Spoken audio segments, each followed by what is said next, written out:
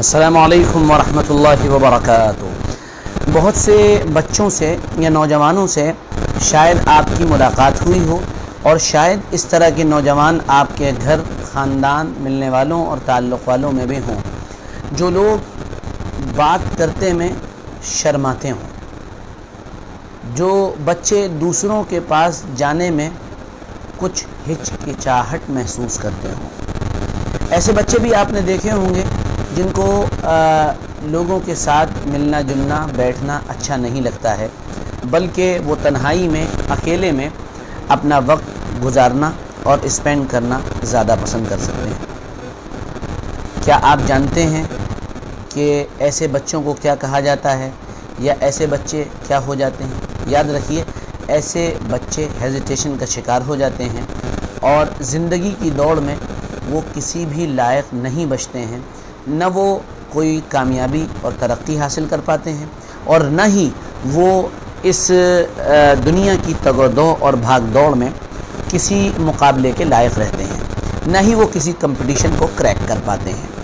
ये बीमारी बच्चों में क्यों आती है और किस तरह से आती है, हम आज के अपने सुबह के पैगाम के इस छोटे से वीडियो में इसी पर थोड़ा सा डिस्कस करने जा रहे हैं। देखिए, ये बीमारी बच्चों में अक्सर व बेशतर दो वजह से पैदा होती है।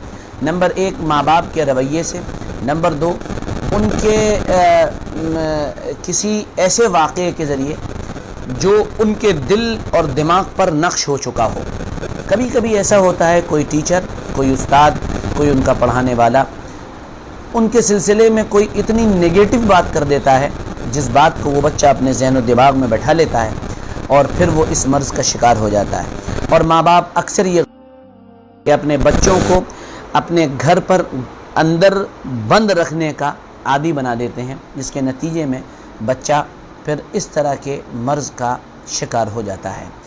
अगर आपके यहाँ कोई ऐसा बच्चा है या आपके घर और ख़ानदान और मिलने वालों में कोई ऐसा बच्चा है, उसका इलाज क्या होना चाहिए, हम उसी को बताने जा रहे हैं। उम्मीद है कि आप तवज्जो से सुनेंगे और जितने हज़रात सुन रहे हैं वो इसको शेयर भी करेंगे।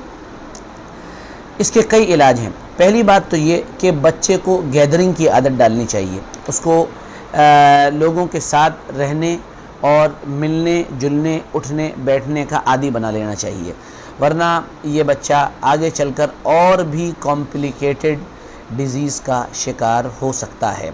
नंबर दो, दूसरा काम ये है कि अगर ये बच्चा बड़ा हो गया है, जवान हो गया है, तो फिर इसका इलाज ये हो सकता है कि आप इस बच्चे से कहें कि ये टीचिंग करना शुरू करें। टीचिंग एक ऐसी चीज़ है जिसमें इंसान के अंदर खुद एतमादी भी पैदा होती है, अपनी बात को और अपने मैसेज को कन्वे करने का हुनर भी उसको आता है, बोल्डनेस भी आती है और वो गोया कि अपने पैगाम और मैसेज को दूसरों तक पहुंचा सकता है। तो टीचिंग हर आदमी को ज़रूर करनी चाहिए। ये ज़िंदगी के मैदान में आगे बढ़ने के लिए और प्रोग्रेस के लिए एक बहुत अहम और ज़रूरी चीज़ है। तीसरा काम ये करना है आपको कि इवेंट्स यानी शादी ब्याह और जो जायज़ प्रोग्राम हैं उनमें अपने साथ अपने इस तरह के बच्चों को ज़रूर ले जाना है, उनको शामिल कराना है। आम तौर पे आप देखेंगे कि ऐसे बच्चे किसी प्रोग्राम में, किसी शादी में शरीक होना बुरा समझते हैं, उसको ज़्यादा अच्छा ख्याल नहीं करते हैं। लेकिन आपको इस बात की कोशिश करनी है कि आप अपने इस तरह के बच्चों को अपने साथ लेकर जाएं और उनको प्रोग्राम ज़रूर अटेंड करवाएं। चाहे प्रोग्राम में आप उनकी इतनी ही ड्यूटी लगा दें कि आओ हम ख़ानदान के कुछ रिश्तेदारों से, कुछ मिलने वालों से, कुछ अपने दोस्तों से तुम्हारी मुलाकात करवाते हैं और उनका इंटरेक्शन कराएं, मुलाकात कराएं। इसका नफ़ा और इसका फ़ायदा आपको उनकी शख्सियत पर और उनकी पर्सनैलिटी पर महसूस होगा। और चौथी चीज़ इस सिलसिले में यह है कि उनको फ़ौरन किसी खेल के अंदर लगाएं, यानी उनको ये कहें कि तुमको खेलने जाना है। चाहे वो न खेल पाते हो तो भी अपनी टीम के साथ, अपने दोस्तों के साथ, मिलने वालों के साथ जाएं और वहाँ पर गैदरिंग का हिस्सा बने, ताकि वहाँ बहुत से दोस्तों के साथ उनका इंटरेक्शन हो और उनकी हिचकिचाहट और उनके अंदर ये जो हेजिटेशन पैदा हो गया है वो दूर हो जाए। और पाँचवीं चीज़ इस सिलसिले में यह है कि ऐसे बच्चों को बाजमात मस्जिद में नमाज अदा करने की हिदायत की जाए। चूँकि हमने उनको घर में घुसाने की आदत बना ली है, इसलिए हम उनको बाहर निकलना या घर से बाहर जाना उनका हमको पसंद नहीं होता है। ये बुरी बात है। हम 5 नमाज़ों में, 5 वक्ता नमाज़ों में उनको मस्जिद भेजें और उनको इस बात की ताकीद की जाए, ज़ोर देकर ये बात कही जाए कि तुमको पहली सफ़ में जाकर नमाज़ पढ़नी है। जब मस्जिद जाता है आदमी, वहाँ भी बहुत से अच्छे लोगों से मुलाकात होती है, नेक और अच्छे और भले लोग मिलते हैं, जिसके नतीजे में बच्चे की पर्सनैलिटी ग्रूम होना शुरू होती है और उसका हेजिटेशन और उसकी हिचकिचाहट, इस तरह की जो बीमारियां पैदा हो गई हैं साइकोलॉजिकल, वो दूर हो जाती हैं। और छठी चीज़ इस सिलसिले में ये है, और आखिरी चीज़, कि ऐसे बच्चों को अच्छी सोहबत दी जाए। अच्छी सोहबत दो तरह की होती है, अच्छी संगत दो तरह की होती है। या तो किसी अल्लाह वाले और बुज़ुर्ग के यहाँ उनको ले जाया जाए और उनकी बातें वो गौर से सुने और तवज्जो से सुने, और फिर उस बच्चे से सवाल किया जाए, क्या बेटा आप भी इसी तरह की बात कर सकते हैं?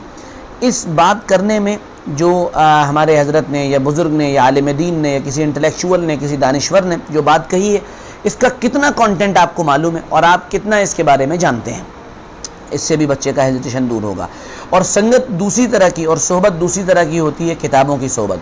अगर अच्छे लोग आपके इर्द गिर्द नहीं हैं, कोई अल्लाह वाला, कोई बुज़ुर्ग, कोई नेक, कोई आलिम दीन, कोई अच्छा दानिश्वर, कोई मौर्रिख, कोई हिस्टोरियन अगर आपके आसपास नहीं हैं, तो फिर आपको कोशिश ये करनी है कि ऐसे बच्चों को आप अच्छी किताबें ला कर दें, सेल्फ़ हेल्प बुक उनको पढ़वाएं, तारीख़ की किताबें उनको पढ़वाएं, इस्लामी तारीख़ उनको पढ़वाएं, शख्सियात की तारीख़ पढ़वाएं, बायोग्राफ़ीज़ पढ़वाएं, ऑटोबायोग्राफ़ीज़ पढ़वाएं। इससे उनकी पर्सनैलिटी ग्रूम होना शुरू होती है और उनके अंदर ये जो हेजिटेशन का और हिचकिचाहट का जो मिजाज है, ये ख़त्म होने लगता है।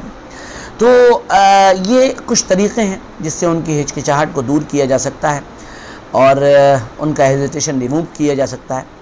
इस सिलसिले में और भी बहुत सी चीज़ें हैं, लेकिन आज के लिए इतना ही। हम फिर किसी दिन अपने किसी दूसरे वीडियो में इस सिलसिले पर में और तफसील से गुफ्तगू करेंगे। आपको हमारी गुफ्तगू कैसी लगी, हमारी बात कैसी लगी, ज़रूर बताइएगा। कमेंट बॉक्स में ज़रूर हमको मेंशन करिएगा कि हाँ, हमारे साथ ये मसला है या हमारे बच्चे के साथ ऐसा मसला है और हम इन बातों को अब अप्लाई करेंगे। आपका एक लाइक या आपका एक शेयर या आपका कोई अच्छा कमेंट, ये हमारे मोटिवेशन को अप कर देता है और काम करने के जज्बे को बढ़ा देता है। अल्लाह हम सबसे राज़ी हो और खुश हो और इस तरह की बीमारियां और परेशानियां हमसे दूर करे, हमारे बच्चों को काबिल और फाजिल बनाए और अल्लाह ताला अपने फजल और करम से उनकी दीन और दुनिया संवार दे। बहुत बहुत शुक्रिया। मुझे फॉलो करना ना भूलें और मेरे इस पैगाम को शेयर करना ना भूलें। हम फिर मिलेंगे कल। इजाज़त दीजिए। अस्सलामु अलैकुम व रहमतुल्लाहि व बरकातुहू।